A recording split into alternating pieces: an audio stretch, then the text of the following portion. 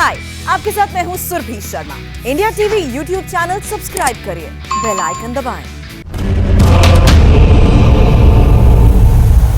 आप देख रहे हैं मुकाबला। नमस्कार, मैं हूं अजय कुमार। कोरोना के कहर से देश भर में दहशत है। हर रोज हजारों लोगों को मृत्यु हो रही है और इस बीच एक बड़ा त्योहार ईद आने वाला है। धार्मिक गुरुओं की तरफ से, मौलानाओं की तरफ से, उलेमाओं की तरफ से लगातार लोगों से अपील की जा रही है कि ईद को मनाने के लिए, नमाज पढ़ने के लिए आप घर पर ही रहें, बेहतर होगा। बाहर मत निकलिए क्योंकि ये आपके लिए और दूसरों के लिए अच्छा नहीं है। बावजूद इसके ईद की तैयारियों के लिए, खरीदारी करने के लिए बाजार में बड़ी भीड़ निकल रही है। उत्तर प्रदेश के अलीगढ़ की ये तस्वीरें डराने वाली हैं जो अभी आपके सामने स्क्रीन पर हैं। यहां लॉकडाउन में हल्की सी ढील मिलने पर लोग खरीदारी करने पर बड़े पैमाने पर मार्केट पर टूट पड़े। ये तस्वीरें जो आप अलीगढ़ की देख रहे हैं, यह महावीरगंज बाजार की हैं। ऐसी भीड़ पूरे शहर के दूसरे बाजारों में भी है। दरअसल अलीगढ़ में सुबह 7 बजे से 11 बजे तक बाजार को खोलने का आदेश दिया गया है और इस दौरान सड़कों पर कोरोना की गाइडलाइंस की जमकर धज्जियां उड़ाई जा रही हैं और जबरदस्त शॉपिंग हो रही है।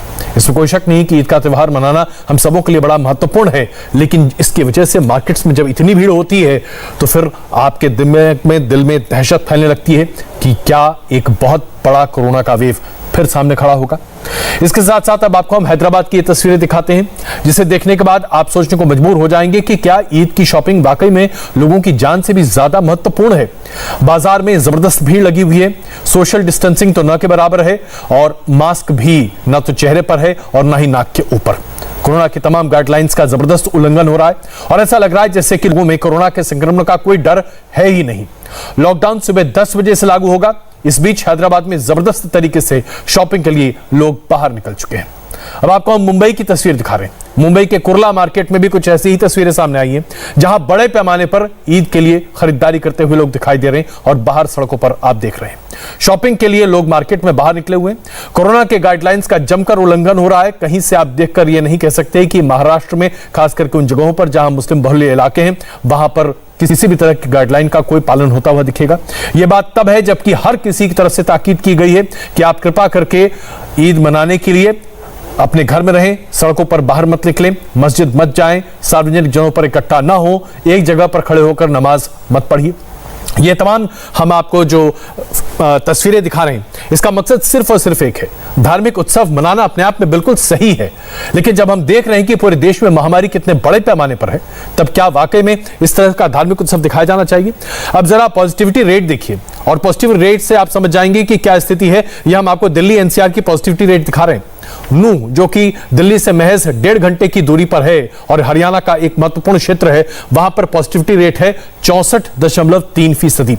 यानी आप समझ जाइए कि यहां लगभग हर 10 में से 6 व्यक्ति बीमार पड़ सकता है जो बीमारी के कगार पर है। सोनीपत में 56.6%, भिवानी में 54.1%।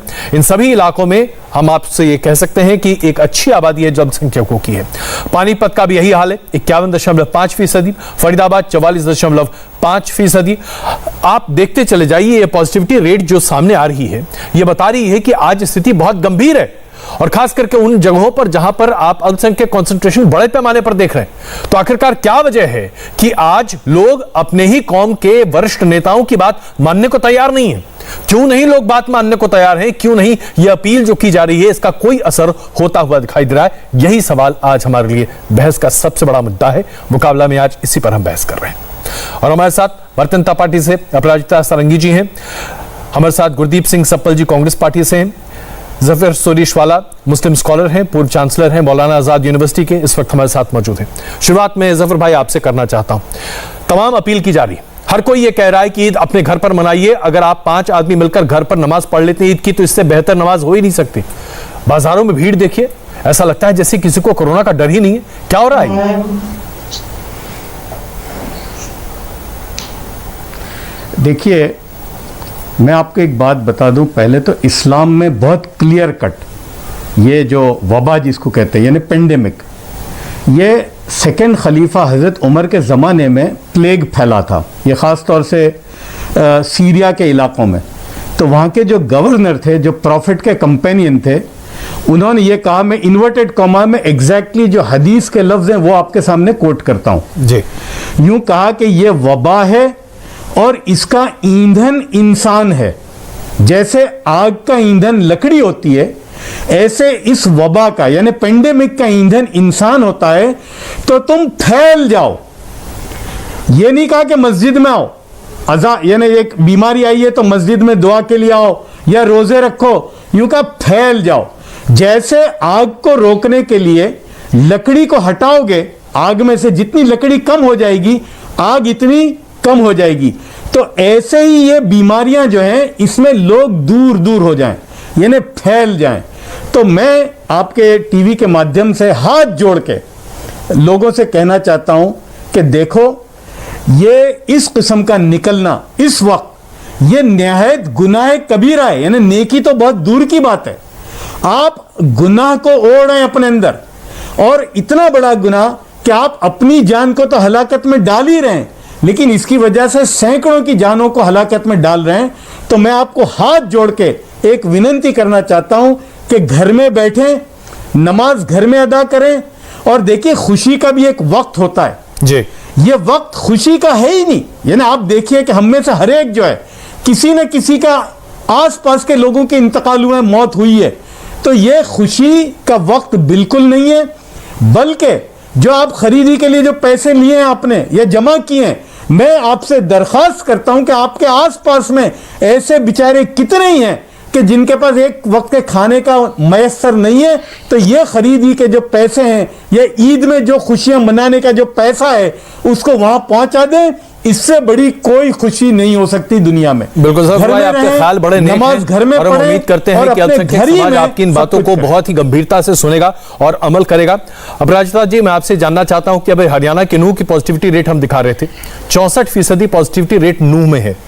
ऐसा क्यों है कि आप नूह में चीजों को कंट्रोल ही नहीं कर पा रहे? ऐसा क्यों है कि लोग वहां वैक्सीन लेने को तैयार नहीं है, टेस्ट करने को तैयार नहीं है? क्या वजह है कि राज्य सरकार नूह के पूरे क्षेत्र में इनइफेक्टिव होती जा रही है? आप सबको मेरा नमस्कार। मैं जफर साहब की बातों से पूर्ण रूप से सहमत हूं। देखिए, वस्तु स्थिति क्या है। आज जो रिपोर्ट आई है, हमारे देश में करीबन 718 जिले हैं। 533 जिलों में पॉजिटिविटी रेट 10% से अधिक है। और मैं अगर दूसरे शब्दों में इसे कहूं तो हमारा जो नेशनल एवरेज है पॉजिटिविटी रेट का, आप सबको तो ज्ञात होगा, वह करीबन 20-21% है। और ऐसी बात है कि हमारे जितने भी जिले हैं, 42% जिले नेशनल एवरेज से अधिक पॉजिटिविटी रेट रखते हैं। हर दिन 4 लाख केसेस हो रहे हैं, 4000 के आसपास मौतें हो रही हैं। और इस समय मुझे लगता है संयम की जरूरत है, संतुलन की जरूरत है, और एक चीज और की जरूरत है जो आपने भी कही, जो आपने मुझे पूछा और आप मुझसे सुनना चाहते हैं। देखिए, हरियाणा, यूपी, महाराष्ट्र, छत्तीसगढ़, ये हम राजनीति की बात ना करें, हर एक राज्य सरकार का काम है, हरियाणा हो या छत्तीसगढ़ हो, महाराष्ट्र हो या उत्तर प्रदेश हो, एनफोर्समेंट को कड़ा करें।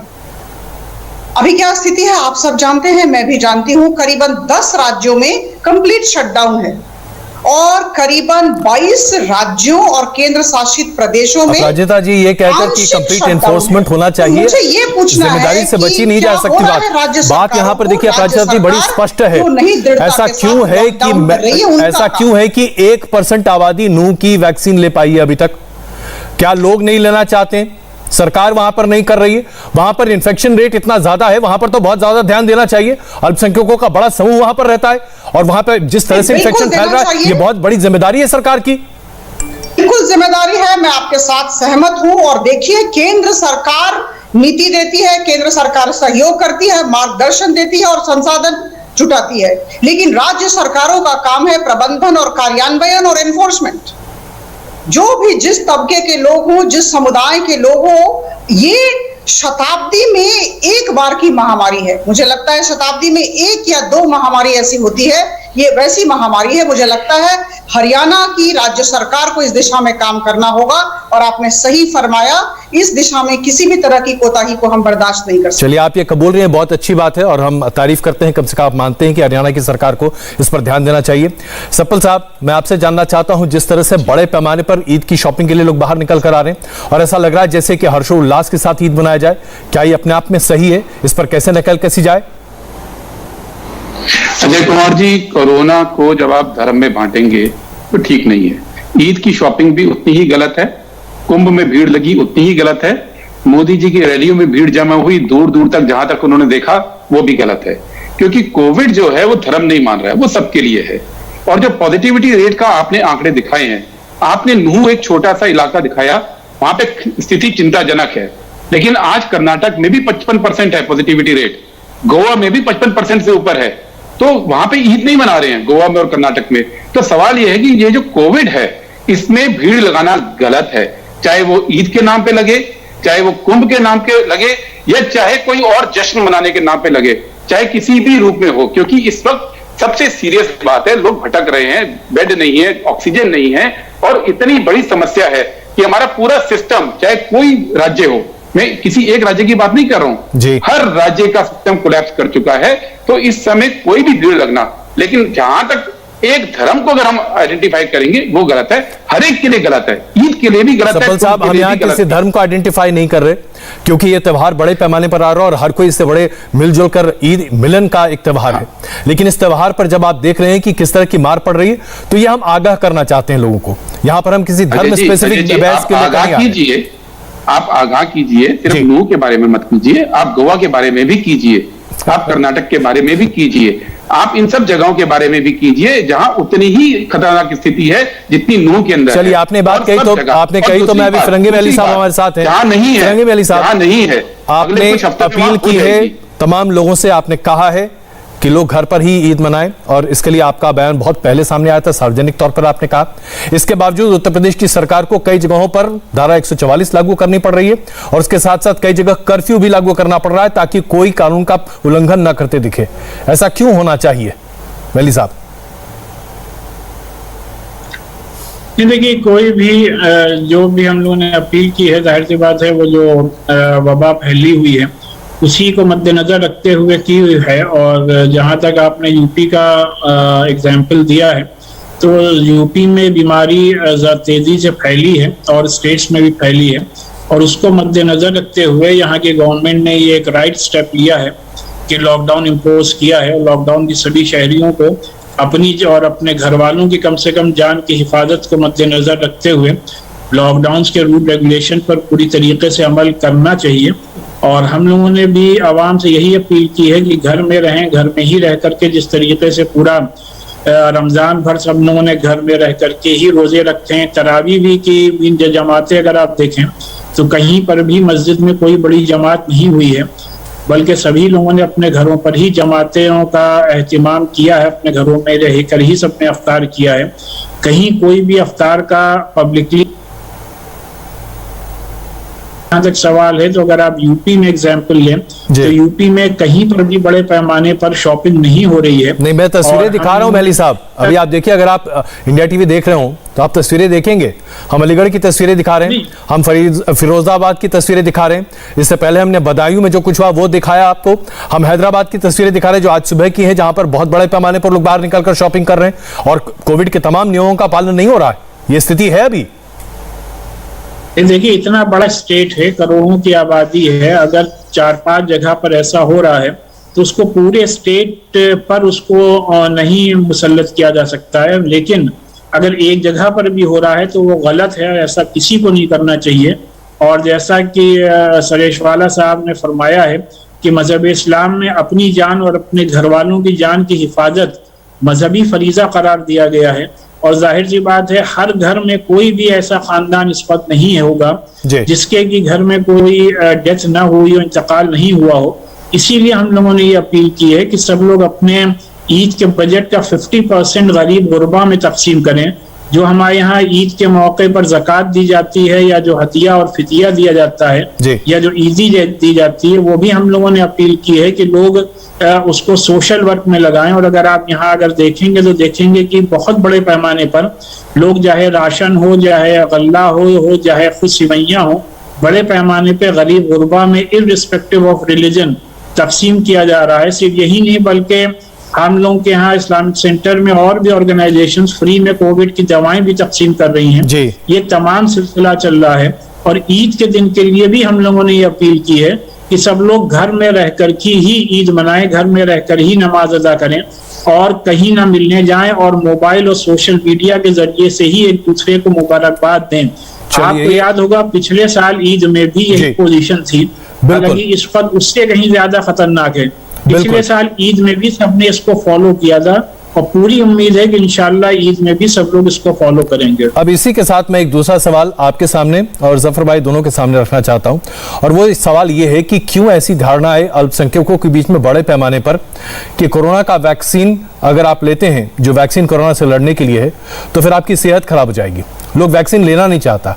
मैं आपको आंकड़े दे सकता हूं उन तमाम इलाकों के जहां बड़े पैमाने पर वैक्सीनेशन का कार्यक्रम शुरू किया जा रहा है। खास करके मैं सब अर्बन सेंटर्स की बात कर रहा हूं, रिमोट सेंटर्स की बात कर रहा हूं, और वहां पर आमतौर पर अल्पसंख्यक आबादी में वैक्सीनेशन की प्रक्रिया बहुत ज्यादा तो 15 से 20% तक आ पा रही है। ऐसा क्यों है कि इस वैक्सीनेशन के साथ तरह तरह की अफवाहें फैला दी जा रही हैं और कहा जा रहा है कि इससे नपुंसकता हो जाएगी, आप मर्द नहीं रहेंगे, मर्दानगी खत्म हो जाएगी, और लोग वैक्सीन लेना नहीं चाहते। 60 साल से ऊपर के लोग भी वैक्सीन नहीं लेना चाहते। जफर भाई पहले आप देखिए, ये इस किस्म की वैक्सीन के खिलाफ या वैक्सीन नहीं लेने की ये बहुत जगहों से आवाज आ रही थी। तो मैं तो खुद और हमारे जैसे बहुत सारे लोग हैं, बल्कि मैं उसको ट्विटर पे नहीं डालना चाहता था, लेकिन मैंने अपना जो पहला डोज लिया तो रमज़ान में लिया, रोज़े की हालत में लिया। तो मुझे 2 मैसेज मुसलमानों को पहुंचाने थे। एक तो ये कि भाई रोज़े के अंदर भी आप ले सकते हैं, आपके रोज़े में कोई खलल नहीं होगी इससे। और 2 ही इलाज हैं इसके, एक है मास्क लगा के रखना, या अगर आप कहीं और जाते हैं, घर के बाहर निकलते हैं, तो डबल मास्किंग होना चाहिए, और दूसरा वैक्सीन। ये 2 ही इलाज हैं और इसमें कोई ऐसी बात नहीं है। इस्लामिक स्कॉलर्स की तरफ से, हम जैसे लोगों की तरफ से ये बात चल रही है कि भाई ज़्यादा से ज़्यादा लें। और हमने ये मूवमेंट जहां हम चला सकते थे, बंबई में, अहमदाबाद में और गुजरात के बहुत सारे शहरों में हमने इसको चलाया, और रमज़ान के महीने में बड़ी तादाद में मुसलमानों ने वैक्सीन ली। तो अगर कोई ये गलत बात फैलाता है तो ज़रूरत यह है अब मेरे और फिरंगी महल साहब जैसे लोगों की कि हमें अब सामने आना पड़ेगा। नहीं, आपने अहमदाबाद का जिक्र किया सफर भाई, तो मैं एक आंकड़ा आपके सामने रखना चाहता हूं। ये 4 अप्रैल तक का डेटा है जो कि अहमदाबाद के डिस्ट्रिक्ट का है, और यहां पर तकरीबन मैं एक विधानसभा क्षेत्र की बात कर रहा हूं, और एएमसी रिकॉर्ड्स के आधार पर हाजी अस्त्राबैग जो है उस इलाके में मकदमपुरा में अभी तक सिर्फ और सिर्फ 15% लोगों ने वैक्सीन लिया है। जरा ये बताइए कि ये ऐसी एक भ्रांति फैला दी गई है कि वैक्सीन लेने से न जाने क्या हो जाएगा।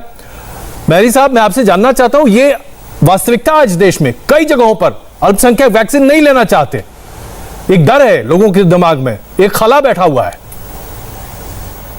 ये वैक्सीनेशन के स्टार्टिंग में कुछ लोगों ने ये गलतफहमी जरूर फैलाई थी, और उस गलतफहमी को हम लोगों ने बहुत हद तक दूर भी किया है। उसमें मीडिया का भी एक बहुत पॉजिटिव रोल रहा है, और हम लोगों ने अपने यहाँ लोगों को ये समझाना शुरू किया है कि भाई इससे बचने के, इस बीमारी से बचने के सिर्फ 2 रास्ते हैं, एक प्रिकॉशन और दूसरा वैक्सीनेशन। और यही वैक्सीनेशन जितने भी इस्लामिक कंट्रीज हैं सभी जगह वैक्सीनेशन हो रहा है। अगर आपको आगे चल करके कहीं भी इंटरनेशनली ट्रैवल भी करना है, हज या उम्रे के लिए भी जाना है, तो जब तक आपके पास वैक्सीनेशन का सर्टिफिकेट नहीं होगा से आप ट्रैवल भी नहीं कर सकते, ठीक उसी तरीके से जैसे कि पोलियो के सिलसिले में हुआ था। लिहाजा हमें पूरी उम्मीद है कि इंशाल्लाह ईद के बाद वैक्सीनेशन की परसेंटेज हमारी कम्युनिटी में भी बढ़ेगी। हमने खुद भी वैक्सीनेशन कराया है और इस वैक्सीनेशन की कवरेज भी हुई, उसके बाद भी वैक्सीनेशन की परसेंटेज बढ़ी है। और आप देखेंगे कि इंशाल्लाह जरा रमजान में, हालांकि जैसा कि कहा गया कि वैक्सीनेशन करवाने से रोजा नहीं टूटता है, लेकिन लोगों ने एहतियात से काम लिया है।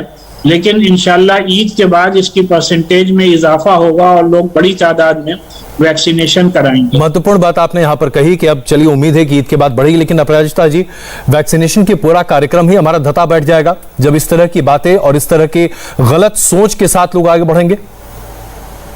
मैं आपको बहुत धन्यवाद दूंगी, आपने अपने चैनल पर बहुत ही महत्वपूर्ण मुद्दे को उठाया। देखिए, हम सबकी सामूहिक जिम्मेदारी है कि हम जन सचेतनता का विकास करें, और ये जो विकास कार्यक्रम होगा या हो रहा है, मुझे लगता है इसमें सबका दायित्व है। हमारे आदरणीय धर्म गुरु हैं, हमारे विभिन्न कौमों के नेतागण हैं, केंद्र सरकार है, राज्य सरकारें हैं, स्वेच्छासेवी संस्थान हैं। मुझे लगता है हम सबको मिलकर एक मुहिम जारी करनी होगी, एक मुहिम तैयार करना होगा, और हमें इस तरह की जो भ्रांतियां हैं, इस तरह की जो भ्रामक परिस्थिति है, इसका खात्मा करना होगा। बहुत जरूरी है अभी हम लोग सबको मिलकर बस एक ही विषय में सोचना है कि राजता जी, लेकिन यहाँ पर महत्वपूर्ण ये है कि हम देखें कि ये कौन लोग हैं जो इस तरह की भ्रांति फैला रहे हैं। इन लोगों को आइडेंटिफाई करना बड़ा आवश्यक है। जब तक ये आइडेंटिफिकेशन नहीं होगा तब तक हम इस पर लगाम नहीं लगा पाएंगे। देखिए, मुझे एनफोर्समेंट पर बड़ा भरोसा रहता है। मैं प्रशासन में थी, इसलिए मैं जानती हूं कि एनफोर्समेंट का क्या महत्व है। राज्य सरकारों का काम है प्रबंधन, राज्य सरकारों का काम है कार्यान्वयन, एनफोर्समेंट एजेंसीज उनके हाथ में है। मुझे लगता है कि सब जगह एनफोर्समेंट को बहुत सुदृढ़ करने की जरूरत है। अगर अभी लॉकडाउन हो रहा है तो लॉकडाउन इतना ढीला क्यों है, ये मुझे समझ में नहीं आ रहा। मैं भुवनेश्वर उड़ीसा की सांसद हूं। उड़ीसा राज्य में 19 मई तक लॉकडाउन लगा हुआ है, कंप्लीट लॉकडाउन। लेकिन आप देखेंगे तो हर जगह लोग आ जा रहे हैं, खा रहे हैं, पी रहे हैं, रेस्टोरेंट्स भी कभी कभी खुल जाते हैं, और बड़ी अफरा तफरी की दुनिया है, बड़े आराम से लोग जी रहे हैं। क्यों?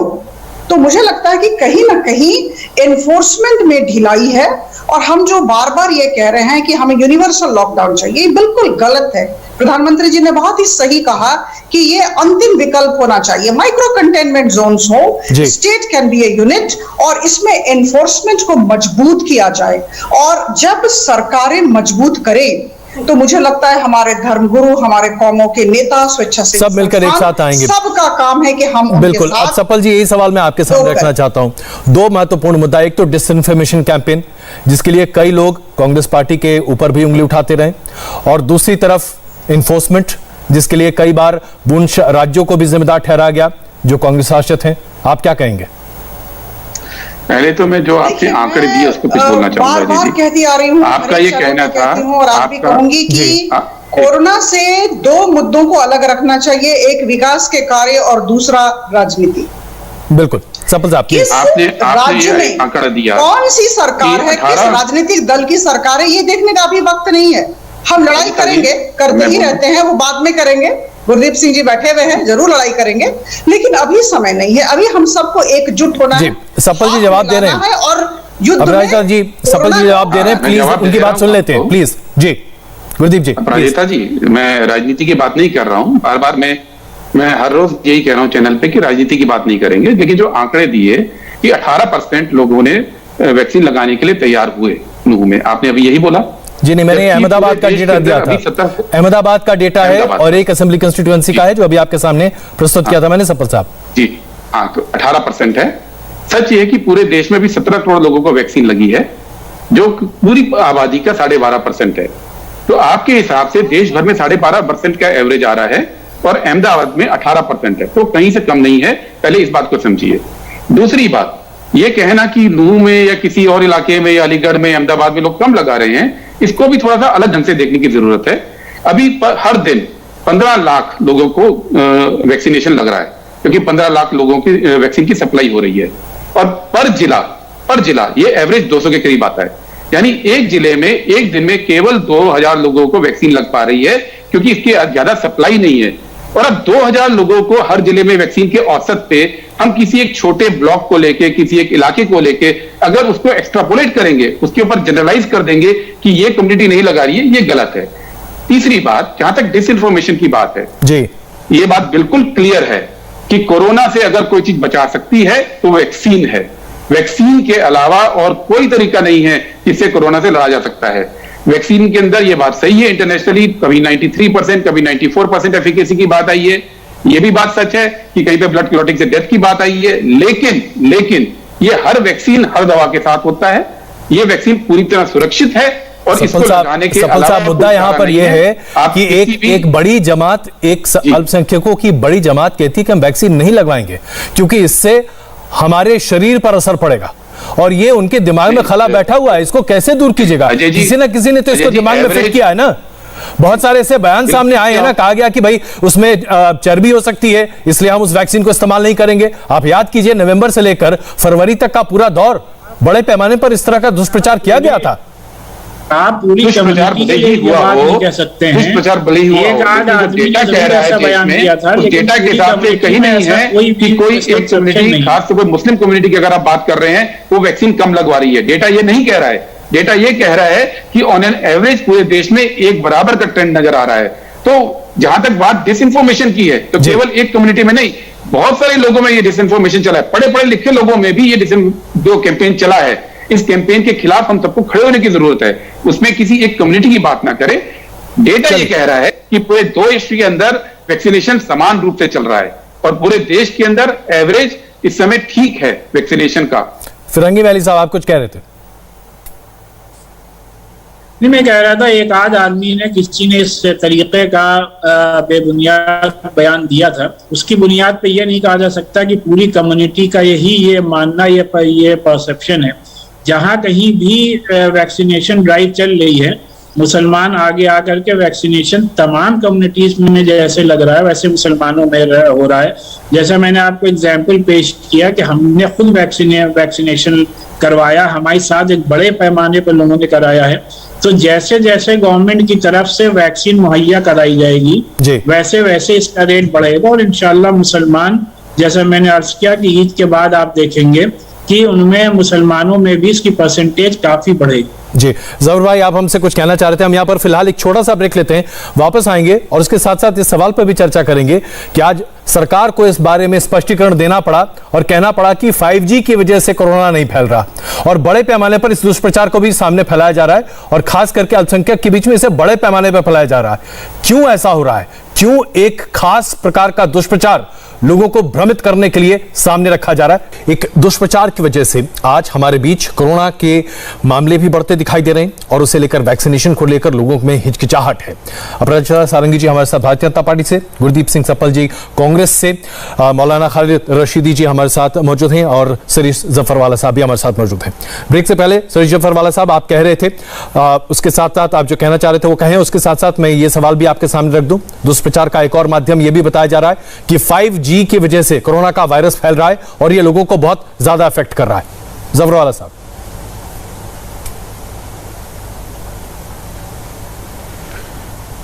देखिए, ये जो डिसइंफॉर्मेशन या मिस इन्फॉर्मेशन जो आप कहते हैं, ये खाली मुसलमान लिमिटेड नहीं है। मैं बल्कि आज सुबह का ही मैं बात कर रहा हूं आपको जी। हिंदुस्तान के बहुत ही मशहूर फिल्म डायरेक्टर नॉन मुस्लिम है, वो कहते थे, हम बातें कर रहे थे कि भाई सलीम खान थे मेरे साथ कि भाई आपने ली कि नहीं, बोले नहीं मैंने दोनों ले ली। मैंने कहा मैंने एक ली, तो उन्होंने कहा नहीं मैं तो लूंगा ही नहीं। यानी हिंदुस्तान के मशहूर, में नाम नहीं लेता जी, पढ़े लिखे आदमी, मैं उनको नहीं समझा पाया। वो कहा नहीं ये तो साजिश है और पता नहीं। मैंने कहा भाई यही इलाज है। तो ये है, हाँ मुसलमानों में भी जैसा आपने कहा कुछ लोगों ने ये बात फैलाई, लेकिन फिर भी आपने जो आंकड़ा दिया अहमदाबाद की वो कॉन्स्टिट्यूंसी का, तो वहां वैसे ही 20% लोगों ने अभी तक वैक्सीन लगवाई है, तो उसमें 18% मुसलमान है। और मौलाना की बात सही है कि रमजान का महीना था तो वो थोड़ा ढीलापन था, और मुझे उम्मीद है कि रमजान के बाद हम इस मामले को लेंगे और लोगों तक ये बात को पहुंचाना है कि वैक्सीन के अलावा कोई इलाज नहीं है, और अपनी जान बचाना और अपने अतराफ के लोगों की जान बचाना बहुत जरूरी है। और किसी के भी इस किस्म के बहकावे में आने की जरूरत नहीं है, इससे कि जो वैक्सीन आप ले रहे हो वही सऊदी अरेबिया में ली जा रही है, वही दुबई में ली जा रही है, वही सारी इस्लामिक दुनिया में ली जा रही है। तो ये गलत फहमी से दूर निकलने की जरूरत है, और मैं समझता हूं कि ये कोई बहुत बड़ी चीज नहीं है। इस पर अगर थोड़ा काम किया जाएगा, थोड़ी मेहनत की जाएगी, और सिर्फ मुसलमान नहीं, इस मुल्क के हर आदमी की वैक्सीन हो जाए, इसका काम हमको करने की जरूरत है। बिल्कुल, वैक्सीन को लेकर तो लगातार राजनीति भी हो रही है, लेकिन अपराजिता जी, मैं आपसे ये समझना चाहूंगा, जिस तरह से अब कोरोना का प्रभाव गांवों तक पहुंचता जा रहा है, और आप जैसा कि अभी सफल साहब भी कह रहे थे, हम सिर्फ हरियाणा की क्यों बात करें, हम गोवा की बात करें, हम कर्नाटक की बात करें, हम महाराष्ट्र के कई इलाकों के गांवों की बात करें, उत्तर प्रदेश के गांवों की बात करें, हम बिहार के गांवों की बात करें, स्थिति बड़ी गंभीर होती चली जा रही है। कई जगहों पर बीजेपी की राज्य प्रशासन है, कई जगहों पर कांग्रेस का राज्य प्रशासन है, लेकिन किसी को तो जिम्मेदारी लेनी पड़ेगी। गांव में तो स्थिति विकट होती चली जा रही है, बहुत खराब हाल है।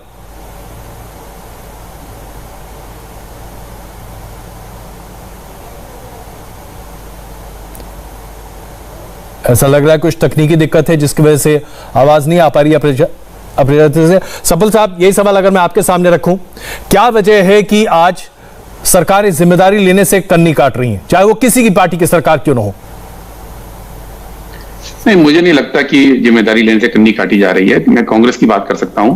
कांग्रेस की सरकारें लगातार काम कर रही हैं और लगातार इस पे रिलीफ पे भी काम हो रहा है और मेडिकल साइड पे भी काम हो रहा है। जो बात मैं दूसरी कहना चाह रहा था, जो आपने इस टॉपिक को उठाया था, मुझे ये देख के बड़ा मजा आता है कि जैसे कुछ लोगों ने 5G का एक एंगल निकाल रहा है कि 5G की वजह से कोरोना फैल रहा है, जो गलत था। वैसे आपने भी शायद एक एंगल निकाल लिया कि वो सिर्फ अल्पसंख्यक समुदाय के अंदर ये बात फैल रही है। ऐसा नहीं है, ये बात सब में फैली है, ये हमारे आपके दोस्तों में भी फैली है, व्हाट्सएप ग्रुप में भी आई है, सब जगह ये बात आई है। और ये बात भारत से नहीं उठी है, ये पिछले साल जब कोरोना आया था तो जनवरी में 2020 में अंतर्राष्ट्रीय लेवल पे ये बात उठी थी, जो बिल्कुल गलत है। क्योंकि ये बहुत सारे आजकल दुनिया में इस तरह की कम्युनिटीज बन गई है जो कहते हैं फ्लैट अर्थ कम्युनिटी, जो उल्टी सीधी बातें कहते हैं और उसको लोगों में बढ़ाते हैं और लोगों को चटपटी लगती है, लोग उसको करते हैं। उसको ये मानना कि कोई एक समुदाय ये मान रहा है कि 5G की वजह से कोरोना फैल रहा है, वो गलत है।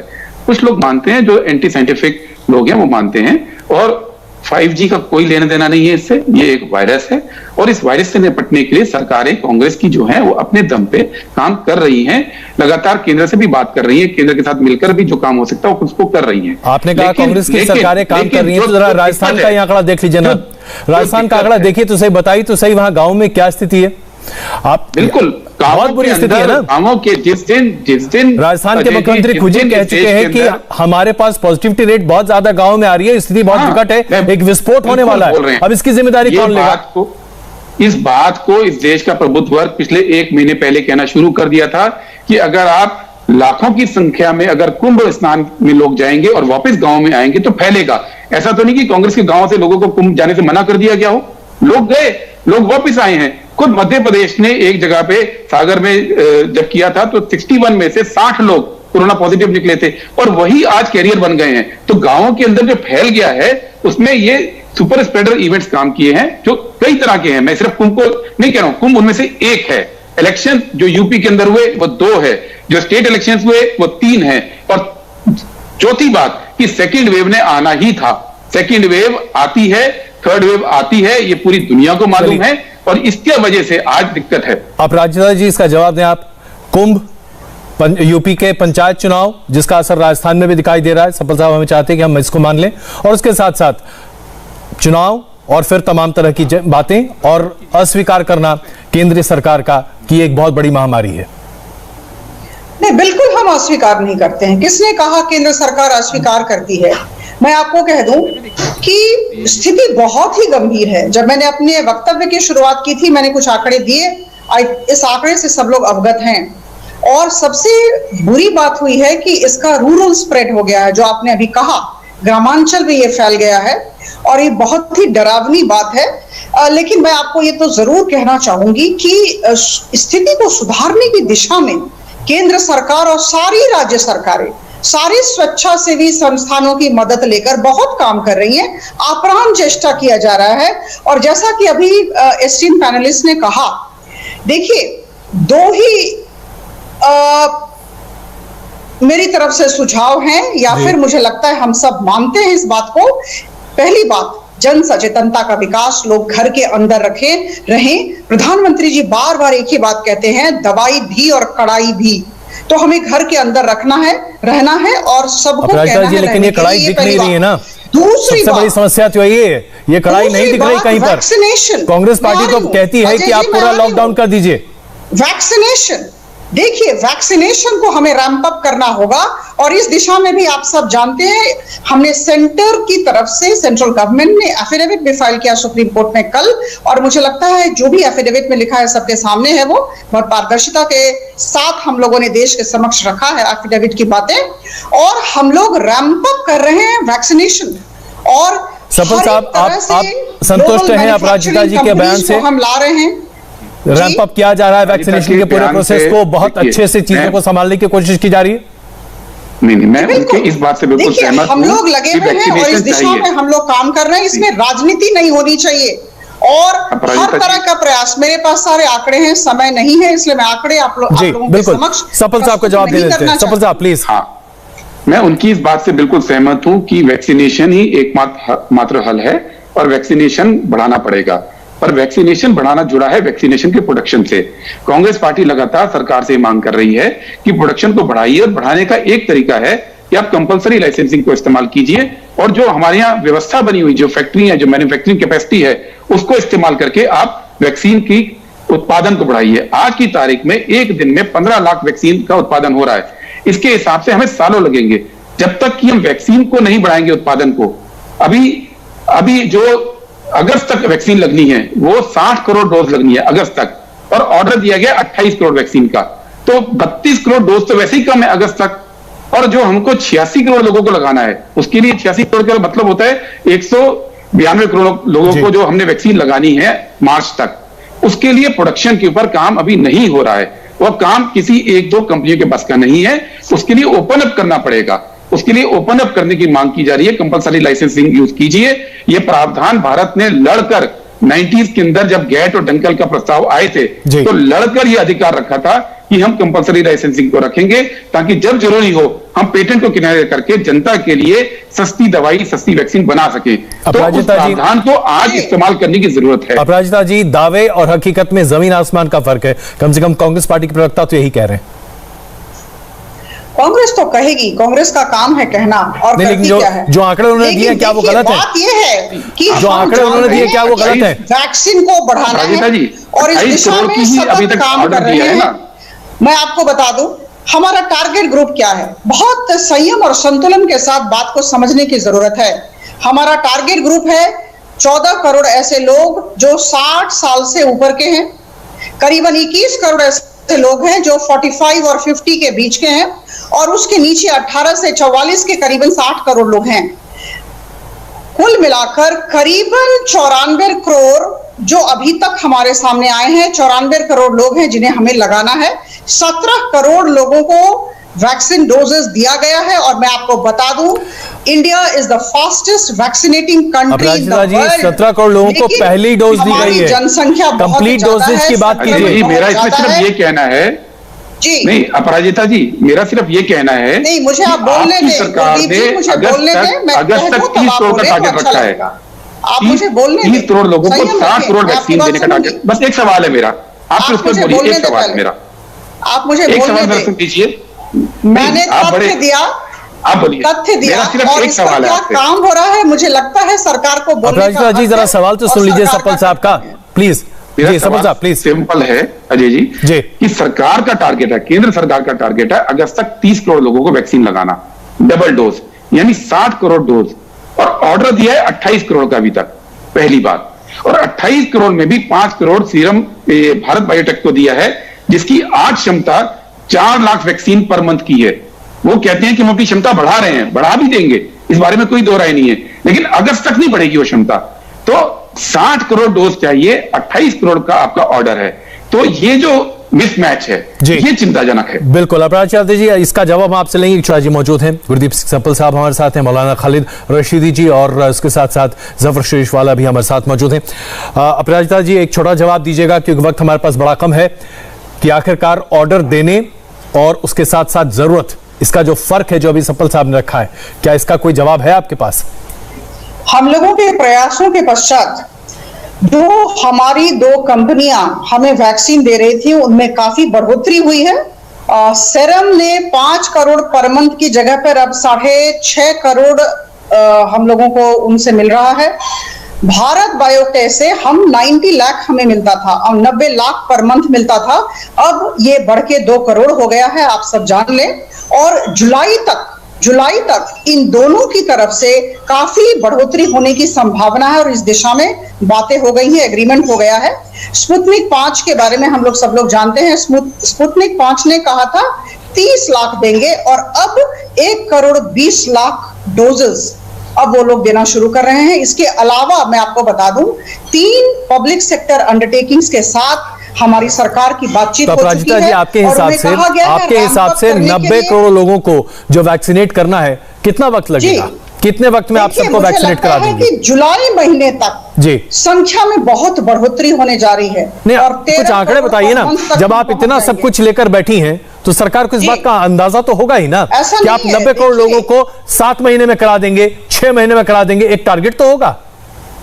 निश्चित तौर पर टारगेट है, लेकिन मैं आपको यह बता दूं कि शासन और प्रशासन परिपक्वता से चलता है, भावना से नहीं। सब सारे नेगोशिएशंस करने पड़ते हैं, हर एक लेवल पे नेगोशिएशंस होता है, रॉ मटेरियल्स की बातचीत होती है, बहुत सारी बातें होती है, हमें एग्रीमेंट्स करने पड़ते हैं। हमारे ग्लोबल टेंडरिंग भी बहुत सारे राज्य कर रहे हैं। आप दावे भी कर रही हैं, उसके साथ इफ एंड बट भी कर रही हैं। मद्देनजर रखते हुए मैं कह सकती हूं, आप दावे भी कर रही हैं और इफ एंड बट भी कर रही हैं। सप्पल साहब एक छोटा जवाब, क्योंकि डिबेट क्लोज करनी है मुझे। सरकार दावे भी कर रही है, उसके साथ इफ एंड बट भी लगा रही है की संभावना है। मेरा अपराजिता जी से अपराजिता जी एक अनुरोध है। हम भी जानते हैं कि एक समय वैक्सीन का उत्पादन कम है, उसमें सरकार कोशिश कर रही है, लेकिन अभी बहुत पीछे हैं, वो ऑर्डर ही प्लेस नहीं हुए। लेकिन सिर्फ वैक्सीन की बात नहीं है, मैं आपके माध्यम से एक बात और कहना चाह रहा हूं।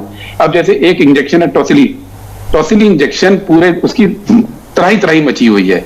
4 दिन पहले दिल्ली हाई कोर्ट को बीच में इंटरव्यू करना पड़ा और रॉश कंपनी जो बनाती है उसको बोला भाई आप कितना सप्लाई कर सकते हैं। तो उन्होंने कहा हमारे पास सप्लाई करने की क्षमता है, लेकिन हमें सरकार ने ऑर्डर नहीं दिया है। तो ये ऑर्डर तो केंद्र सरकार ने देना है।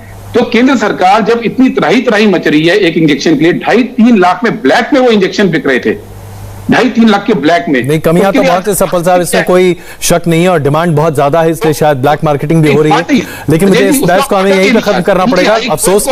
लेकिन हाँ, इतना जरूर है कि हर कोई उम्मीद लगाकर बैठा है कि बहुत जल्द वैक्सीनेशन की प्रक्रिया बढ़ेगी और इसमें कम से कम बहुत बड़ी राहत मिलेगी। और हम अपने दर्शकों को एक बार फिर आगाह करना चाहते हैं, हमने इस पूरे कार्यक्रम में इस बात पर सामने जोर दिया कि आप ईद मनाइए, अच्छे से मनाइए, खुशियों से मनाइए, घर के भीतर मनाइए।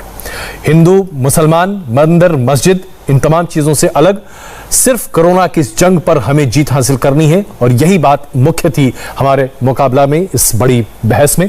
कोरोना से इस जंग में वैक्सीन भी बहुत जरूरी है और इसी वैक्सीन की किल्लत को दूर करने के लिए केंद्र सरकार ने बड़ा फैसला लिया है। बताएंगे बस 4 मिनट के इस छोटे से ब्रेक के बाद। हाय, आई एम सुरभि शर्मा। खबरों से अपडेट रहने के लिए India TV YouTube channel subscribe करिए, साथ में बेल आइकन जरूर दबाएं। जुड़े रहें इंडिया टीवी के साथ।